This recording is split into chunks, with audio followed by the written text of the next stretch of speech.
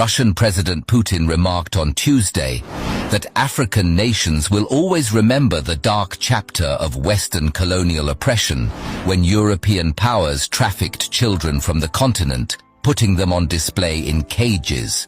He also noted that these same countries are trying to push their former dominions into indentured servitude. Speaking at the plenary session of the Eastern Economic Forum in Vladivostok, Putin said he was sure it would not be too difficult for Russia to restore close relations with Africa to the level of the Soviet era when Moscow provided the continent with ample economic aid.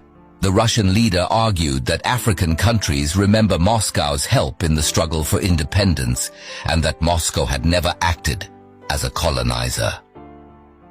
Our cooperation has always been based on either mutual grounds or the desire to help, he said.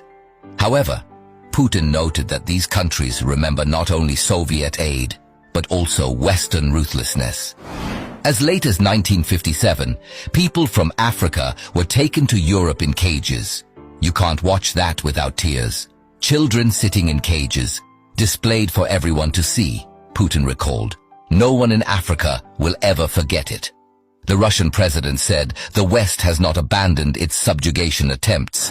Even now, they are trying to boss around and pursue their generally neo-colonial policies, Putin said, explaining that Western countries have imposed trillions of dollars worth of loans on the region. The West has concocted a credit system with African countries which, by definition, does not allow them to pay back their loans. These are not credit relations. This is some kind of punitive indemnity, he added. However, Russia adheres to a different approach, which gives it an advantage in fostering ties with its partners worldwide, Putin argued. On the other hand, Brazilian President Lula da Silva goes on an executive rant about the International Criminal Court, ICC, and says he doesn't understand why Brazil signed up for ICC's jurisdiction. In the interpretation that I accessed, Lula said, "I'm not saying I'm going to withdraw from the ICC right away. I didn't even know such a court existed. But I want to know why the US didn't sign the agreement, why India didn't sign the agreement, why China didn't sign the agreement, why Russia didn't sign the agreement but Brazil did. What made Brazil do it? What made Africa to do it?" The ICC was created for the slaves, the colonies of colonial Europe in Africa and elsewhere. It was never meant to indict anyone from anywhere else but those colonies. It was created as a scaremongering institution to scare African politicians who can challenge the pillaging of our Commonwealth by countries like France and their European friends.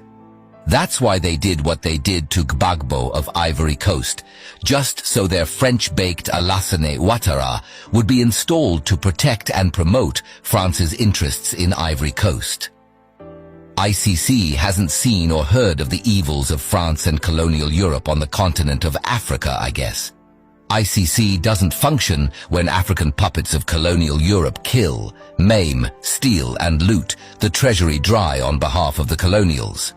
They look the other way as these killer, corrupt politicians and their families are given red carpet reception in Europe with blood-stained shoes.